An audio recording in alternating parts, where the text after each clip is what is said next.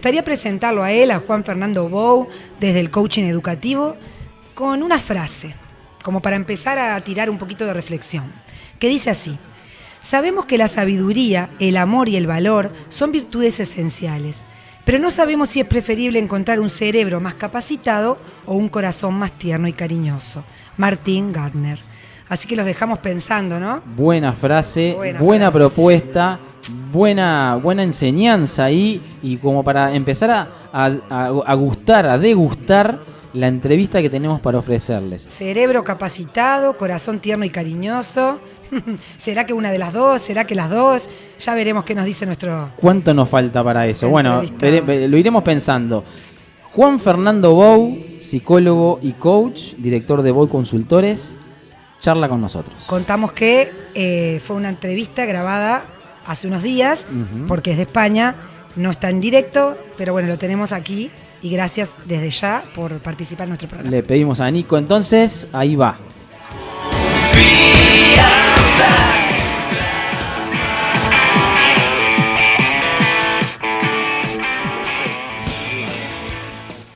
Bueno, muy buenos días, muy buenas tardes sería para después eso lo cortamos, pero muy buenas tardes, porque el programa es a las 18 horas, va a ser el 10º programa que vamos a tener, y estamos con una persona, un coach, un psicólogo. Primero voy a presentarlo como psicólogo y luego como coach educativo, de las personas que nos han tocado el alma también. Hemos disfrutado de compartir un montón de cosas relacionadas con el coaching y con la educación, y estamos presentando en esta ocasión a Juan Fernando Bou desde España, Valencia. Lo tenemos aquí frente a nosotros. ¿Cómo estás, Juan Fernando? Hola, ¿qué tal, Julio? Muchas gracias, Jimena. Encantado de estar aquí con vosotros y de compartir otro proyecto. Hacía tiempo que no compartíamos la misma sala, por decirlo de alguna manera, aunque fuera virtual. Fuisteis uno de los primeros alumnos aventajados del curso online de coaching educativo, y sé que, porque os sigo en redes sociales y alguna vez hemos tenido algún contacto, que estáis haciendo una labor muy importante en esta disciplina donde necesitamos empuje, donde necesitamos otros compañeros de viaje, y estáis haciendo una labor muy importante no solo en Uruguay, sino también en el resto de Latinoamérica y, como no, a nivel internacional. Así que seguid, empujad, y os necesitamos en esta pequeña lucha que tenemos para mejorar el sistema educativo. Bueno, es un placer. Muchas gracias, Juan Fernando. La verdad que para nosotros es un placer tenerte. Como decíamos, para nosotros tú también sos un referente importante, porque siendo docentes de alma desde hace muchísimos años, tanto Julio como yo, pudimos contigo, justamente con tu formación de tu mano, unir lo que tiene que ver con coaching y educación, y a partir de ahí fue como un puntapié inicial para nosotros, y bueno, y seguimos sin parar en esto tan lindo que es coaching y educación. Así que bueno, perfecto. agradecerte mucho. De hecho, de lo que has comentado tiene mucho la esencia del coaching. Ya no digo solo la especialidad del educativo, sino en general el coaching, de ese puntapié, ¿no? Uno de los objetivos que tiene el coaching es movilizar, ¿no? Gestionar conciencias, ¿no? Crear insights, tomar decisiones y mirar hacia adelante y hacer cosas que nos permita conseguir nuestros propios objetivos, los personales, los sociales, pero también, ¿por qué no?, los académicos y los profesionales, ¿no? Así que animamos a la gente a que venga a este entorno y que quiera hacer cosas por transformar la sociedad, pero desde la base de la educación. Perfecto. Qué bueno. Perfecto. Bueno, agradecerte un montón. Simplemente contar a los oyentes y a quienes luego lo puedan escuchar desde nuestra página www.educartuser.com. Esta entrevista es en vivo. Esta entrevista va a estar grabada, pero el programa es en vivo y nosotros vamos a transmitir esta entrevista. Estamos muy contentos de tenerte. Sabemos que bueno, sos socio fundador de la consultora Bou Consultores, justamente, que se encarga de transformar la sociedad a través de las personas. Eso nos toca muy de cerca, porque nosotros estamos en ese camino también. Y autor de varios libros relacionados con el coaching educativo. Y siempre comenzamos nuestras entrevistas preguntándole a nuestro invitado, en este caso, ¿quién es Juan Fernando Bou? A mí, mira, es una muy buena pregunta porque sería un ejercicio de coaching para hacer, ¿no? El de la identidad o imagen pública. Y que quizás lo tengo un poco descuidado porque hace como 3 o 4 años que no hago uno y quizás debería, ahora que me lo has dicho tú, debería este mismo año, antes de la finalización, poder hacer uno. Y a mí me gustaría que me recordaran como alguien honesto, coherente, que ha hecho todo lo posible por ese cambio transformacional, por ese cambio de la sociedad, que si miramos alrededor, yo creo que cada vez lo necesitamos más y que optó por el mundo de la educación cuando mi formación era más proveniente del mundo de los recursos humanos, porque pensó que quizás la transformación debería venir, aunque fuera más larga en el tiempo y más costosa desde la base, que no desde el mundo de los ejecutivos, que probablemente fuera un cambio más rápido, pero menos consistente. Y que dejó todo para todo el mundo de la empresa, o al menos la mayor parte de su negocio, para dedicarse hace unos 12, 13, 14 años en exclusiva a dedicarle todo su tiempo al coaching educativo y a todo lo que esto conlleva, que es mejorar la metodología didáctica, mejorar el mundo de nuestros principales usuarios, que son el alumnado y las familias, y cómo no ayudar al profesorado y a cualquier educador en general. Y ahí meto a todo el mundo, ¿no? Equipos directivos, inspección, consejerías de educación, ministerio de educación, a que se haga una mirada hacia adentro y a partir de ahí analice cuáles son sus áreas de mejora, cuáles son sus fortalezas y qué puede aportar al sistema educativo para hacerlo más grande, ¿no? Porque si lo hacemos más grande y le damos aquello que necesita, probablemente dentro de 15, 20, 30 años tendremos líderes políticos, institucionales, organizativos, ejecutivos, con mucha más capacidad de influencia, más congruencia, con una escala de valores mayor. Y yo creo que esto es lo que necesitamos aquellos que realmente vivimos el día a día, ¿no? En las ciudades, en los barrios, en los países, ¿no? Qué importante, Fernando, esto de empezar desde la base, ¿no? Como tú decías, no desde el ejecutivo, que ya está formado, que lógicamente vamos a poder trabajar con él también, por supuesto Sí, también, que sí, pero lo importante de ese semillero, ¿no? Bueno, nosotros siendo docentes y yo siendo docente de niños muy pequeños, es riquísimo lo que tenemos. Primero que nada, bueno, el compromiso impresionante que tenemos entre nuestras manos, ni que hablar, y yo lo siento como el deber de acompañar a esos niños y a esas familias justamente desde la base y ayudarlos justamente a conocer sus valores, como decías tú, y tocar todo el sistema educativo, ¿no? Decíamos con Julio en un programa que nos entrevistaban, qué importante sería, que acá en Uruguay todavía no lo tenemos, el que los docentes cuando se forman como docentes, tanto el profesorado, las maestras, que tengan desde la base coaching educativo y que puedan tener algunas herramientas para poder trabajar en el aula. Pero no como seres individuales, cada uno en su aula y después veremos qué pasa el año siguiente, sino como algo que se continúe, ¿no? ¿Qué opinas de eso? ¿Qué opinión te merece eso? Pues yo totalmente de acuerdo.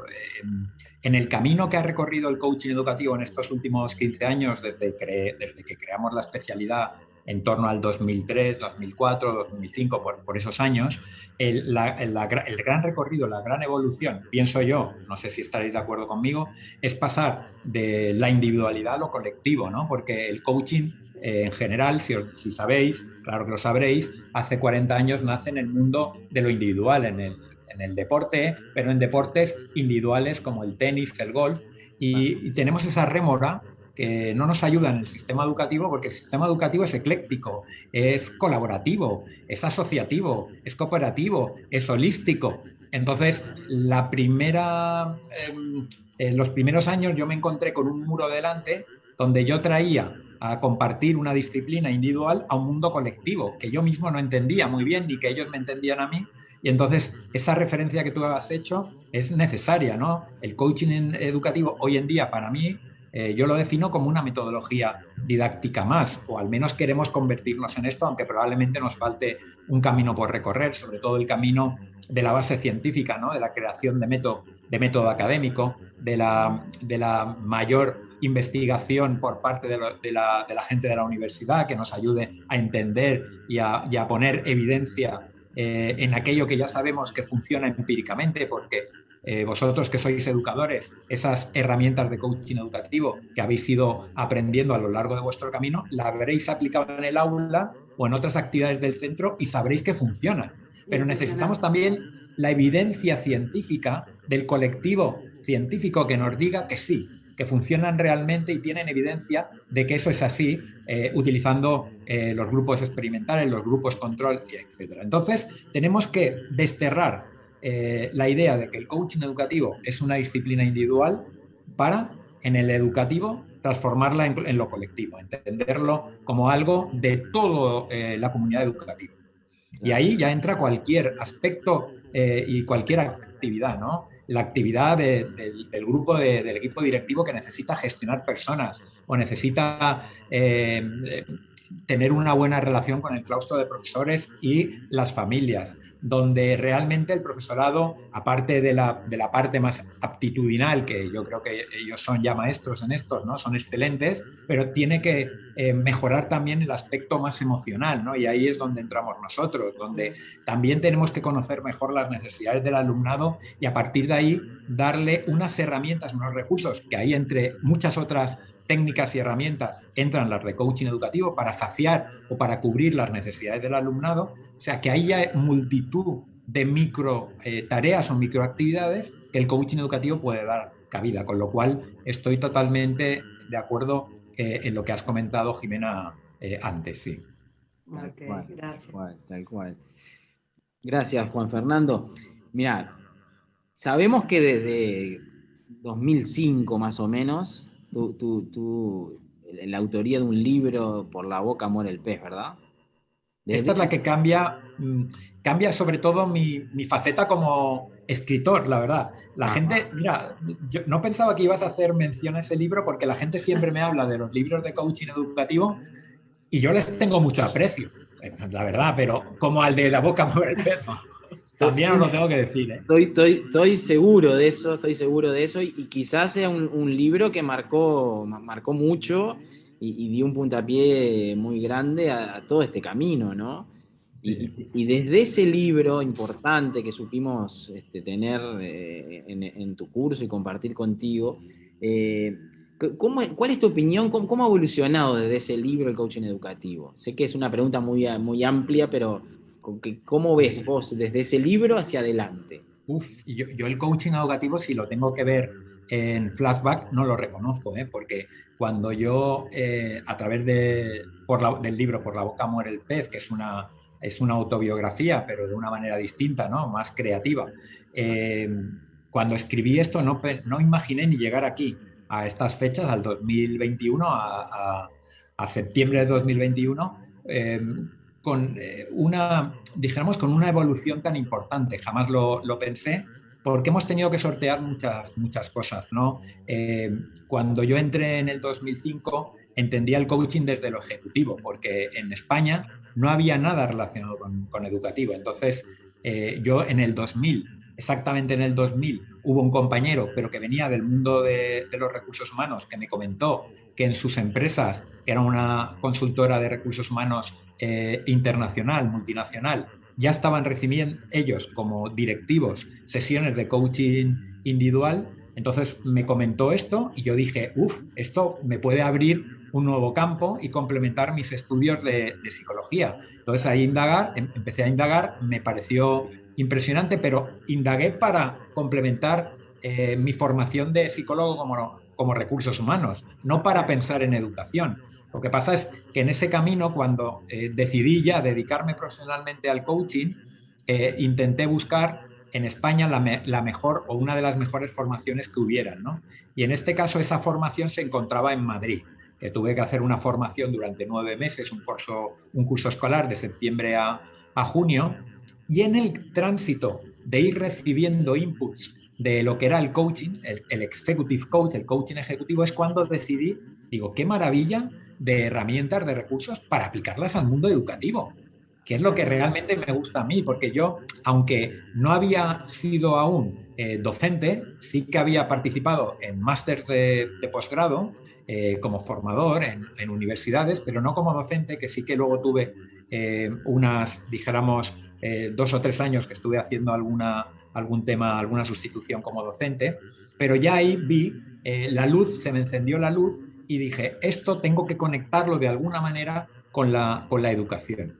Entonces, cuando acabé el máster de coaching ejecutivo o la formación de coaching ejecutivo, ya es cuando etiqueté o creé esta especialidad de coaching educativo, pero los 3 o 4 primeros años los entendía como algo ejecutivo. En realidad, si os dais cuenta, con el primer libro de coaching educativo que escribí, que era Coaching para docentes, 2 puntos, el desarrollo de habilidades en el aula, en realidad lo único que entendía yo el coaching era para dotarle al profesor o a la profesora de recursos, de habilidades, de soft skills, etcétera, etcétera, para que luego pudieran aplicarla en el aula.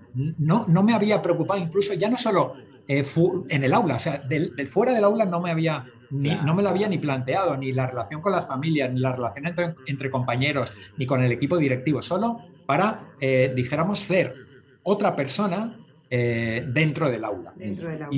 Y ahí, en ese proceso, es cuando ya, a medida que fui conociendo mucho más el entorno educativo, a los centros, a los equipos directivos, a esos docentes que han tenido a bien acercarse al coaching educativo y además tener fe en esta nueva disciplina, aplicarla en el aula y luego enseñarme, aprender de ellos, darme feedback y sus propios comentarios, ya empecé a tener ese cambio de paradigma de decir, no podemos seguir por esta línea porque estamos como calzando un pie con un zapato que no es el pie del coaching con el zapato de la educación que funciona de otra manera, es más circular. Y como más compartimentado, ¿no? Exacto. Qué bueno que cuando te yo siento que fuiste despertando. Sí. Como que en un principio lo viste de una manera y fuiste despertando y cada vez que fuiste conociendo más con los feedbacks y cada vez que incursionabas más, ibas dándote más cuenta de la amplitud y de lo holístico que era. Efectivamente, ¿no? Fui ahí, ¿no? Y no fue una cosa solo, no fue un tránsito mío personal, sino fue un tránsito colectivo digamos, de todos los educadores que se habían acercado al coaching y que tuvieron a bien compartirlo conmigo, ¿no? Porque si no tuvieran esa generosidad, yo no hubiese llegado a este papel. Al igual que el último libro, el de Herramientas para el aula, que escribí hace muy poquito, el año pasado o el anterior, en realidad no son más que, he recogido como aplicaciones prácticas de todas las herramientas de coaching educativo que han hecho los docentes de manera real en sus aulas o en la mediación o en la acción tutorial o en la orientación académica y profesional o las familias en la educación de sus hijos. Y en realidad no es un libro, es un libro coral, no es un libro individual, ¿no? Qué bueno, qué bueno. Y lo coral, lo sistémico, que es la base de la educación, es lo que me ha traído aquí a la evolución en el 2020. Claro. Con el 2020. Lo que pasa que, lo que pasa es el trabajo en equipo, ¿no? Yo soy una convencida y siempre lo digo, que cuando trabajamos co-creando y en equipo, salen los mejores productos. No solamente el camino es mucho más maravilloso, sino que salen los mejores productos. Yo me acuerdo cuando trabajamos contigo, Juan Fernando, cuando nos formamos contigo, también a nosotros nos encantó tener la posibilidad de crear nuestras propias herramientas. Yo me acuerdo de la rueda de las emociones que hablábamos con Julia el otro día. Claro. ¿No? El poder, eso también es súper lindo. Yo te lo cuento desde este lado, cuando yo me estaba formando contigo, que sentí eso, de que obviamente aprendí un montón de ti y de todo lo que tú fuiste desarrollando, pero por otro lado también tener esa posibilidad de crear, aunque sea un pequeño granito y aportar a todo lo que es la pasión de la educación. De hecho, muchos de los cursos que yo imparto ahora, en realidad la materia, el know-how de lo que yo imparto, no dejan de ser productos vuestros, de coaches educativos como vosotros o de docentes que han tenido a bien aplicar estas recetas o estos recursos o estas herramientas y luego ofrecerme ese informe donde me dice qué metodología han utilizado, qué destinatarios, si han sido de infantil, de primaria, secundaria, con qué objetivo. Es como un laboratorio, ¿no? Es un laboratorio de prácticas. Y esos son lo que yo utilizo para mis cursos luego, posteriormente. Bueno. Con lo cual yo casi ya no tengo material propio. Qué bueno. Porque no dejo de ser un observador externo, porque no estoy en el aula directo, sino soy un consultor de los que sí que verdaderamente están en el aula y lo aplican en el día a día y conocen un poco la realidad del día a día, ¿no? Eso es espectacular, eso es espectacular. Una pequeña, conectado con esto, ¿tuviste la capacidad de escribir herramientas para educadores? O sea, en portugués, un libro en portugués. Bueno, esto no lo escribí yo. Bueno, sí, lo escribí yo. Lo que pasa es que yo soy muy persistente, muy constante. Probablemente no me conocéis, pero cuando tengo algo en la cabeza, focalizo mucho e intento conseguirlo. Esto también tiene su serendipia, ¿no? Tiene su encanto a la hora de explicar, porque fíjate, en una de las... hace ya tiempo, hará 7, 8 veranos aproximadamente, en agosto, que aquí son las vacaciones, me fui con un grupo de amigos a Portugal, de vacaciones. Estuvimos un par de semanas. Y en esas vacaciones, que tuvimos tiempo para todo, también tuvimos la ventaja, la suerte de encontrarnos en las ciudades. En Portugal aprovechan muchas ciudades, como hay cantidad de turismo, hacer las ferias del libro y sacarlas a la calle. Pues tuvimos mucha suerte de encontrar muchísimas ferias del libro a lo largo de todas las ciudades que dijéramos que visitamos. Entonces se me ocurrió, digo, oye, yo ya tenía ese libro escrito, digo, ¿por qué no encuentro a una editorial portuguesa que me lo publique en portugués? Claro. Y allí presentándome y pidiendo un montón de tarjetas a los expositores que ponían sus casetas en la calle. Luego vine a España y empecé a escribir correos electrónicos presentándome y solicitándoles que tuvieran en consideración ver este libro que había publicado aquí en España y que me lo tradujeran al portugués. Y así tuvieron en cuenta, de hecho tuve la suerte de que una de las, yo diría la editorial más potente de Portugal, que es Porto Editora, que está en Oporto, fue la que se interesó por el libro y de hecho sigo colaborando con ellos a día de hoy y fue la que me lo tradujo y bueno, pues hicimos una presentación. Yo me he sentido 2 veces como... vosotros no sé qué conexión tendréis con Argentina, pero yo soy muy de Messi a nivel de fútbol, muy de Messi. Y bueno, me sentí Messi. Ha habido 2 veces que me he sentido como Messi a nivel profesional. Cuando me llevaron a Portugal a hacer la presentación del libro, porque pasé por Oporto y por Lisboa, porque dijéramos era en loor de multitudes, ¿no? Y encima prensa, fotos, etcétera. Y luego cuando estuve la primera vez en Guatemala. Guatemala fue también espectacular, también con un desembarco de promoción y de capacidad y de atención que también me hicieron sentir en Messi un par de días o una semana que estuve por allí. Qué bueno. Qué bueno. Julio, para nosotros sería nuestro Suárez. Claro, exacto. Bueno, soy muy Suárez hasta que se me fue al Atlético de Madrid, ¿eh? Claro. Eso da para otro capítulo. Eso da para otro capítulo, pero entiendo que él no tuvo la culpa, que fue más del Barcelona que de Suárez. Totalmente. Gracias. Bueno, muchas gracias, qué lindo. La verdad que todo esto, a nosotros nos encantan todas las anécdotas, todo eso que forma parte evidentemente de la persona y que hace que después se refleje en todo lo que hace, claro, ¿no? Y que si no es por esas anécdotas, probablemente yo ahora no estaría hablando con vosotros. Claro, hubiese sido otra persona diferente, otro profesional. Totalmente. Tal cual. Bueno, Juan Fernando, contanos otra cosa. Bueno, obviamente no vamos a dejar de preguntarte sobre la famosa pandemia que todavía estamos viviendo.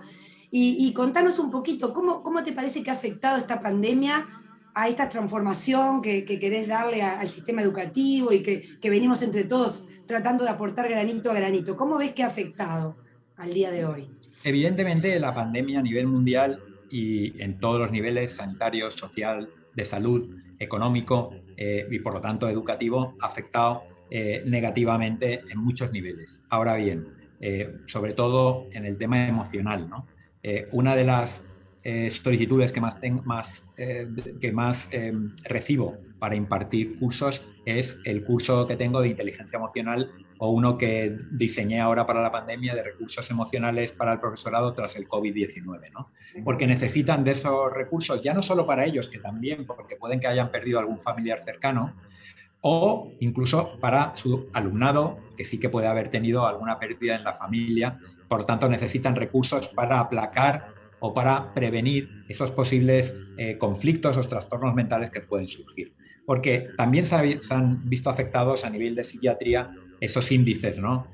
Aquí en España, me imagino que a nivel mundial habrá sido muy similar, hemos incrementado un 25, un 30% los procesos de depresión y de ansiedad, y eso no solo en adultos, sino también en niños o adolescentes. Por lo tanto, eso requiere un tratamiento específico que vendrá ahora, ¿no? Es la segunda parte, porque en la primera parte todos los recursos, al menos en el mundo educativo, estaban en dar respuesta digital online a las necesidades del docente y a las necesidades del alumno. Pero esto ya ha pasado, porque casi todos los cursos ahora en España se están haciendo presencial y surgen ahora otras iniciativas, otras necesidades que son estas, cómo aplacar esas tristezas o esas depresiones o esas ansiedades o esos conflictos, esas incidencias que han ido subiendo. Y otra que no podemos olvidarnos nunca, que la tecnología, la digitalización es necesaria, pero luego ha creado también muchos trastornos mentales. Ahora estaba viendo yo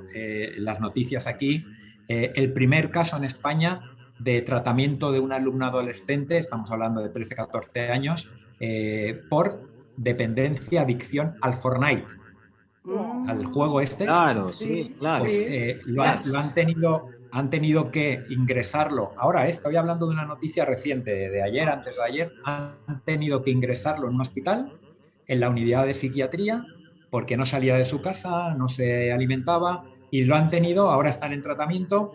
Dicen que lo van a tener una semana, 2 semanas sin estímulos a nivel digital, y luego pues una formación en habilidades sociales para reconducirlo, etc.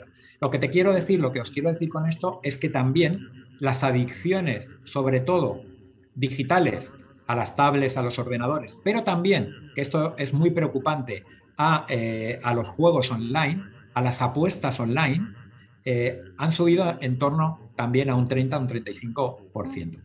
Esto es lo que vamos a encontrarnos ahora después de pasar el tremendo tsunami de la salud, que era lo más importante, lo sanitario, y la digitalización de la educación para dar respuesta de manera online a las clases, ¿no? Que muchas instituciones académicas no estaban preparadas. Ahora viene ya la segunda parte, que es lo emocional. Ahora bien, dicho todo esto, que nos hemos centrado sobre todo en las amenazas, yo voy a comentar algunas oportunidades que creo que también tiene, porque hay que enfocarlo también, si se puede, desde lo positivo. Desde lo positivo.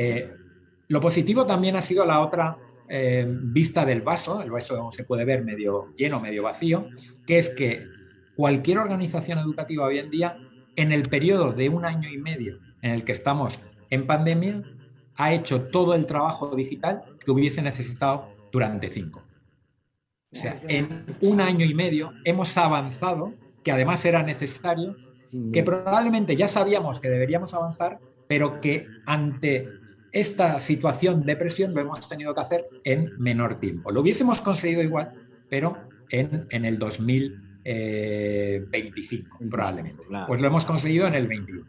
Claro. Y luego yo creo también, pero esto ya es a título personal, yo me he dado cuenta de otra cosa, que lo vengo, dijéramos, como madurando en estos 2 o 3 años atrás, pero que no había sacado la idea y que aún la tengo como por madurar, y me perdonáis que igual no la expongo de una manera adecuada, pero también lo importante en estos interviews es que las cosas salgan desde el corazón, desde la emoción, sin haberla razonado excesivamente. Es que yo creo que el entorno educativo en general y el sistema educativo en particular necesitamos un líder internacional. Necesitamos para mí, esto es una opinión, no deja de ser una opinión, y con las opiniones se están de acuerdo o no se está de acuerdo, y lo importante es al final que las debatamos. Necesitamos un líder internacional, alguien referente, que marque un poco la tendencia, no la tendencia a nivel metodológico, sino un poco que recuperemos esa autoridad que el docente ha perdido en estos últimos 50 años, y que nos permita ser aquello que debemos ser dentro de la sociedad, esa capacidad para generar opinión, esa capacidad de influencia, esa capacidad de magnetismo, ¿no? Eso lo hemos perdido a nivel internacional, a nivel global. Quizás no en el aula, no estoy hablando de casos concretos, no estoy hablando de un centro, estoy hablando a nivel internacional. Y esto nos va a permitir también, que debemos recuperarlo de alguna manera, traer mayor inversión de los países al sector educativo, que el porcentaje es muy bajo. Claro, claro. Entonces, todo va de la mano. Entonces, esta sería la primera reflexión. Y la segunda, yo creo que también debemos recuperar la conexión de, el centro con las familias, Claro. que la hemos perdido. Tenemos que recuperar esas sinergias. Ahora parece que estemos enfrentados, ¿no? Yo me acuerdo en mi época, hace 50 años, cuando el docente a mis padres les decía, su hijo ha hecho esto, se ha portado mal, y mi padre agachaba la cabeza y si lo dice Con el profesor todo. será por algo. Aunque yo era muy bueno, pero sí, aunque yo era muy bueno y mi padre sabía que yo era muy bueno, si el profesor decía, es que su hijo esta semana no se ha portado bien y merece un castigo y lo hemos castigado y usted debería tener una atención especial con él esta semana y hablarlo porque esto no es normal que se repita. Y mi padre agachaba la cabeza, agachaba las orejas y hacía lo que le decía el docente. Esto lo hemos perdido y yo creo que el modelo educativo, el sistema educativo no puede avanzar si no vamos los peones fundamentales, quiero decir, aquellos que tenemos más capacidad de decisión, que para mí la piedra angular es el docente, pero debemos también incluir dijéramos, a este sistema, a las familias y al equipo directivo, para ir todos en la misma dirección. Debemos recuperar la armonía entre el centro y las familias, entre el docente y las familias, y que las familias recuperen nuestra coherencia, que confíen en nosotros, al igual que el docente debe confiar en las familias, y que participen, por lo tanto, más en la actividad del centro y en la toma de decisiones del centro. Claro. Esto es lo que estoy barruntando, es lo que estoy pensando en estos últimos meses, pero quizás no tengo el hilo argumental aún muy bien definido y la dialéctica tampoco, pero va por ahí. Pero se se entiende perfecto. Y acordamos también perfectamente. Sí, sí, sí. ¿Sabés, Juan Fernando, que se escucha muchísimo esto que decís de boca de los docentes? Y la verdad que nosotros que somos docentes a veces también lo sentimos. El hecho de que, como decís tú, en el aula no tanto, ¿no? Depende un poco de cada docente, cada centro. De cada docente, de su habilidad. Claro, pero a nivel general, por decirlo de una manera, ese prestigio en el sentido de haber el docente con palabras, con letra mayúscula, ¿no? Por supuesto que puede tener sus errores, sus aciertos, como ser humano que es. Pero como todos, como los políticos, los médicos.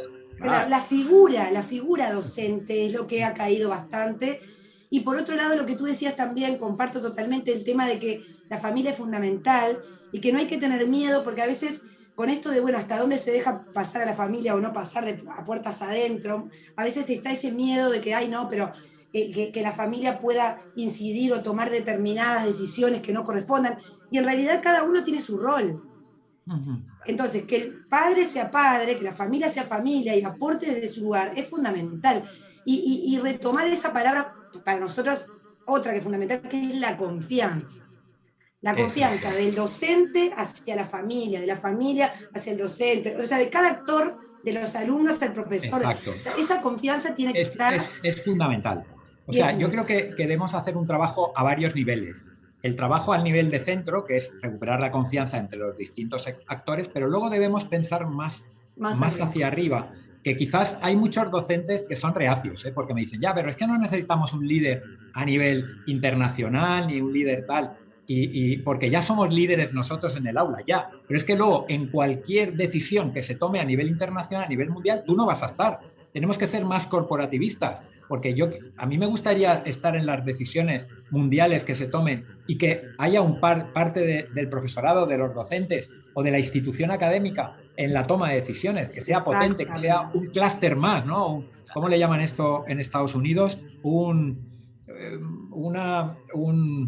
No sé cómo le llaman ahora, sí, no sé, que seamos, no me sale la palabra, pero dijéramos que seamos como un grupo dijéramos, de profesionales o de intelectuales más que se nos tiene en cuenta en decisiones no solo académicas, sino de otro tipo también.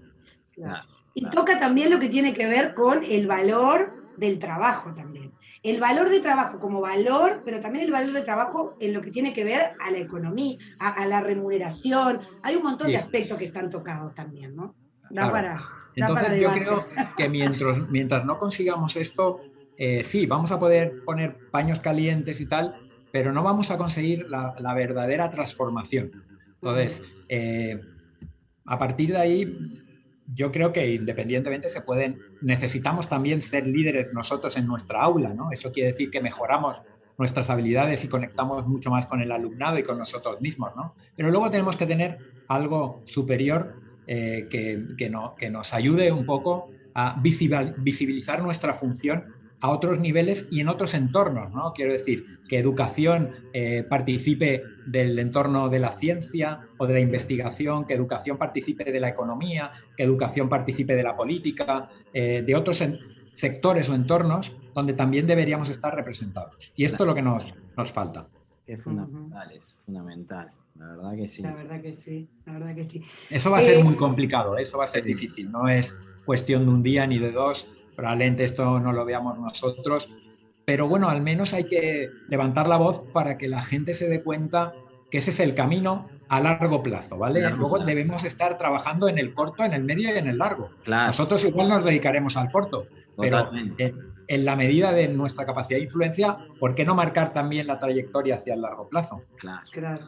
Y en eso que hablas del corto y el medio, ¿no? Como que, bueno, no tanto lo macro, sino lo que vamos haciendo en el día a día. ¿Cuánto sentís que las instituciones, por lo menos en la experiencia que tú tenés, están abiertas, se permean ese coaching educativo? ¿Cómo lo ves? Yo creo que el coaching educativo cada vez está introduciéndose más en el mundo de los centros.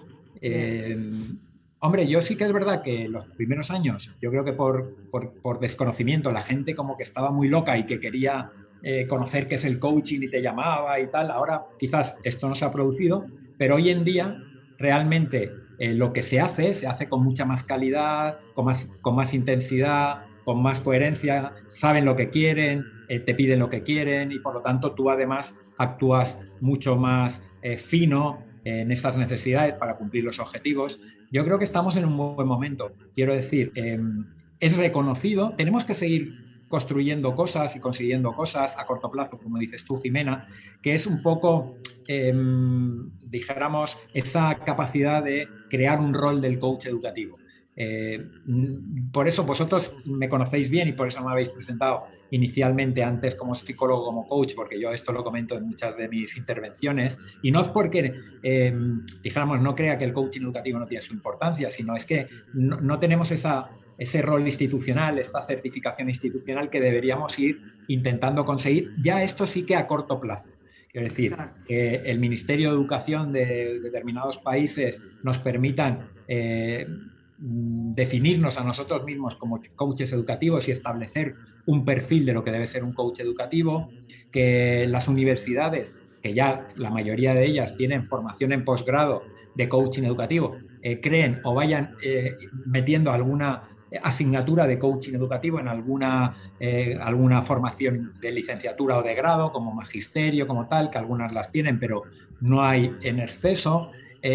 Porque si no nos va a tocar a nosotros crear lo que es un perfil de coach educativo hasta que lo creen ellos, ¿no? Claro. Y yo creo que esto sí que lo necesitamos porque si no, al final cualquiera se puede autodenominar coach educativo y esto sí que hace mucho daño a la profesión, ¿no? En esto estamos también y debemos mejorar también la conexión con la universidad. Para mí la universidad es aquella que nos dota de cientifismo, ¿no? De metodología, de investigación científica.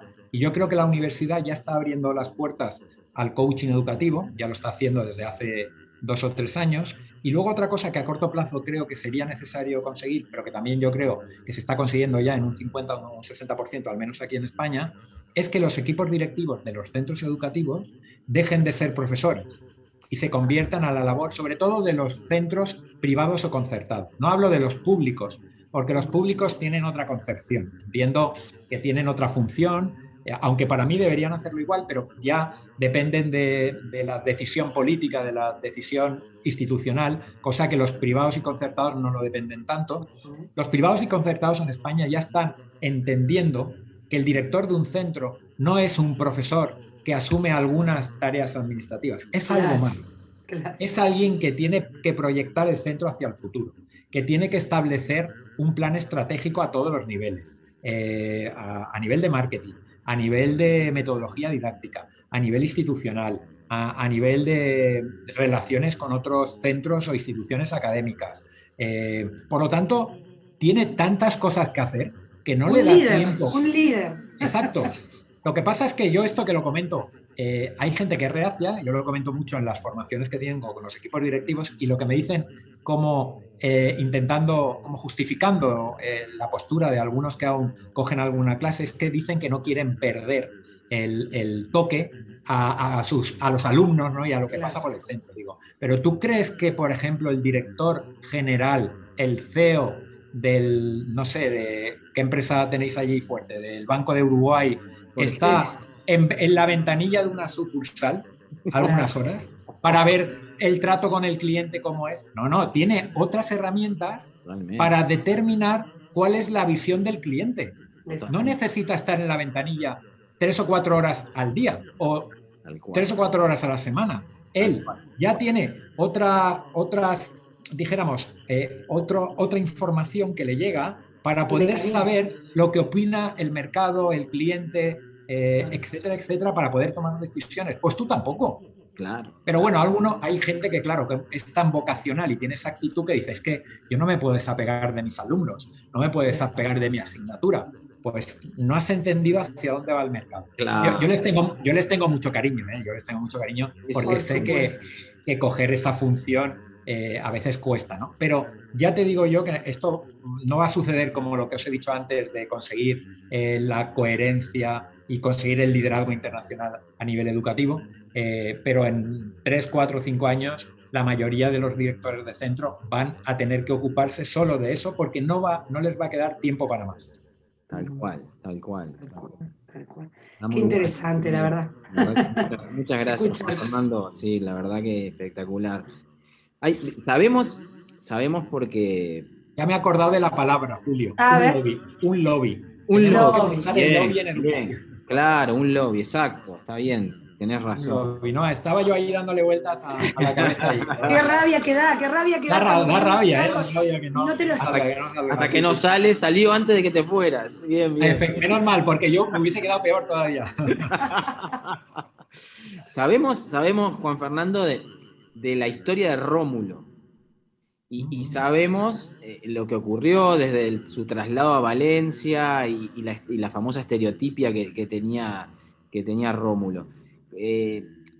No para que cuantifiques, pero ¿cuántos Rómulos hay en el sistema educativo que siguen con esa, rondando sobre lo mismo sin darse la oportunidad? Porque quizás en este caso el animal tuvo que salir de ese círculo al trasladarlo y bueno, y por ayuda o no sé, capaz que pierdo algo de la historia, pero pudo salir un poco de esa enfermedad y ahora, por lo que tengo entendido, ya no da más vueltas, pero ¿cómo hay actores, docentes y personal directivo y demás que siguen como rondando un poco en lo mismo, queriendo que la educación vaya para un lado, pero sin apostar al cambio? Cambiar. Claro, sin cambiar. ¿Qué quieres que sea? ¿Políticamente correcto o políticamente incorrecto? Como tú quieras. Como tú quieras. Políticamente incorrecto sería fundamental. Entonces te diré que hay muchos, y yo los tengo, ahora mismo los tengo en mente, los tengo en mente. Claro. Pero también te diré, pero ya no solo en el entorno educativo, quiero decir, por supuesto. Los conozco también en directivos, en ejecutivos. En el entorno educativo tenemos una ventaja, ¿no? Que somos personas que nos miramos mucho a nosotros mismos, ¿no? Que también estamos trabajando codo a codo con otros compañeros, que pedimos opinión, que trabajamos en equipo, cosa que igual otros directivos, otros profesionales de otras entidades no trabajan tanto en equipo. Y esto nos ayuda también a conectar con la realidad, ¿no? Aún así hay muchos Rómulos en educación, pero afortunadamente desde el punto de vista desde fuera, como lo veo yo, y aquí en España, cada vez menos. ¿Por qué? Porque los educadores están cogiendo esa habilidad de querer transmitir, de convertirse en líderes, aunque sea del líder de su centro, de su asignatura, de su segmento. Aquí en España cada vez hay más educadores estrella, por decirlo de alguna manera, que se presentan a premios de educación, que quieren conectar dijéramos, con el marketing digital, que quieren proyectarse, que quieren promocionarse, que quieren dar a conocer lo que hacen.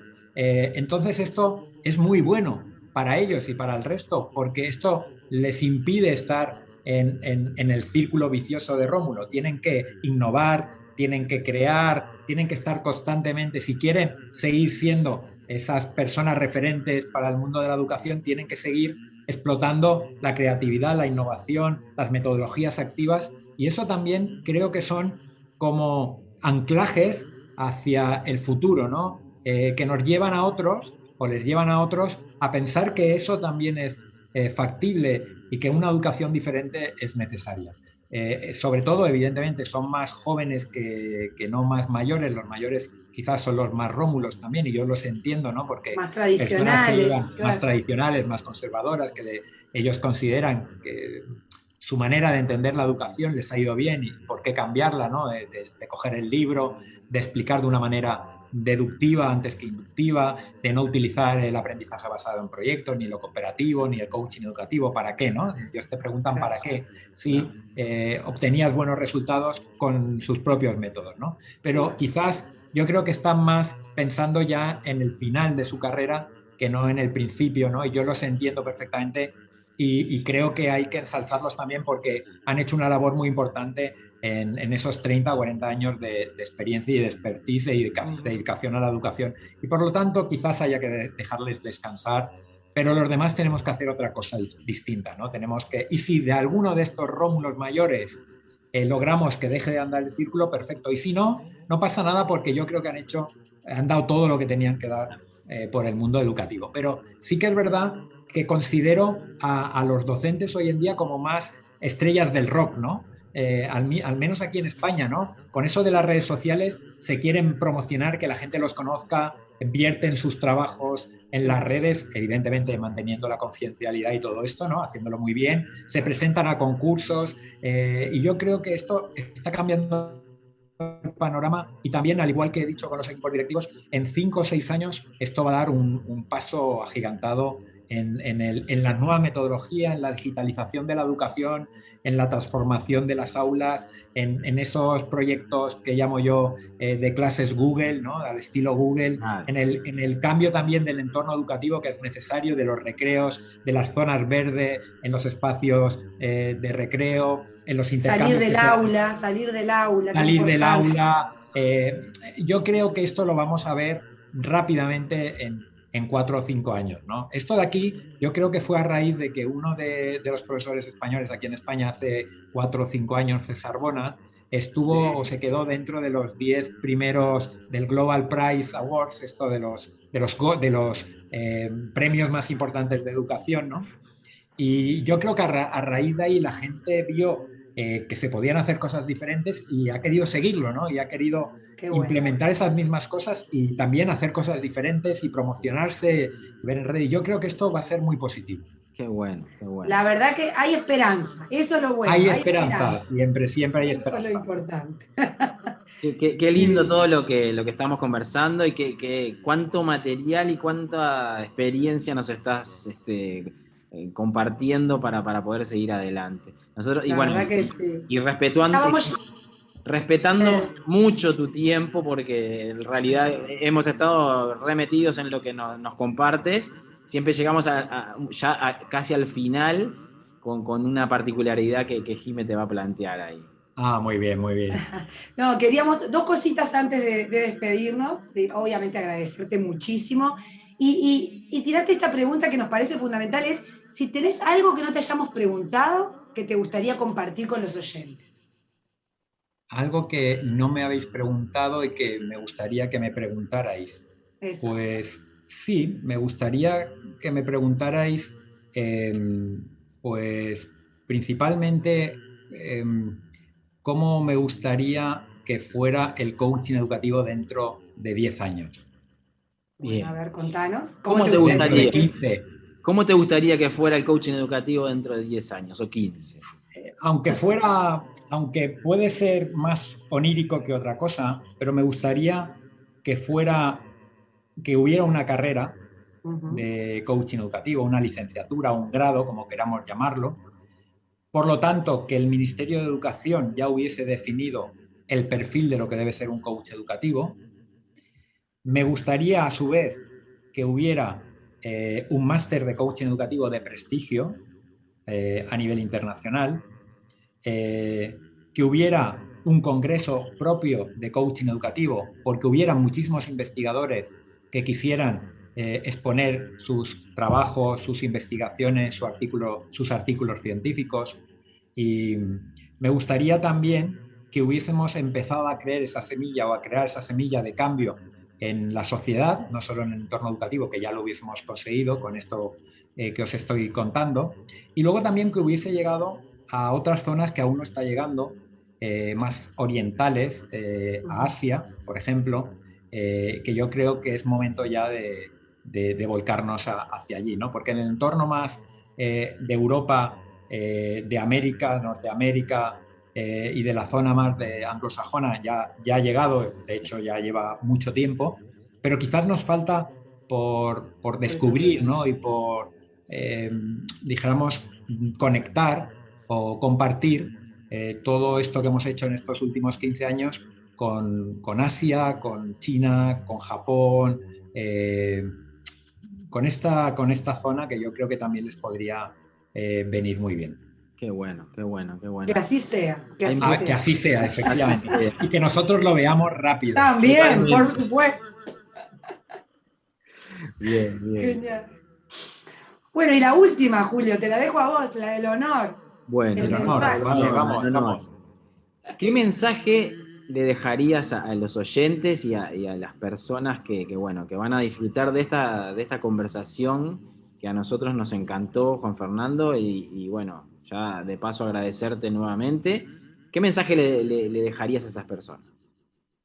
Yo como ya estamos rebasando esta etapa tan complicada, tan compleja, y ya parece que estamos viendo la luz al final del túnel, pero con mucha prudencia, yo les diría que en épocas como esta, en épocas de crisis, en épocas de pandemia, de oscuridad, es más importante la imaginación, la creatividad, la actitud con C, que no el conocimiento, que es la actitud. Por lo tanto, que crean, que piensen que podemos ver oportunidades allí donde la mayoría de cosas que, si lo viéramos con esas gafas de ver, fueran amenazas, y que vean el vaso medio lleno y que se dediquen a hacer cosas bonitas en cualquier entorno, en cualquier medio, pero en este caso en el que estamos hablando, en el entorno educativo, porque hay muchas cosas por hacer aún.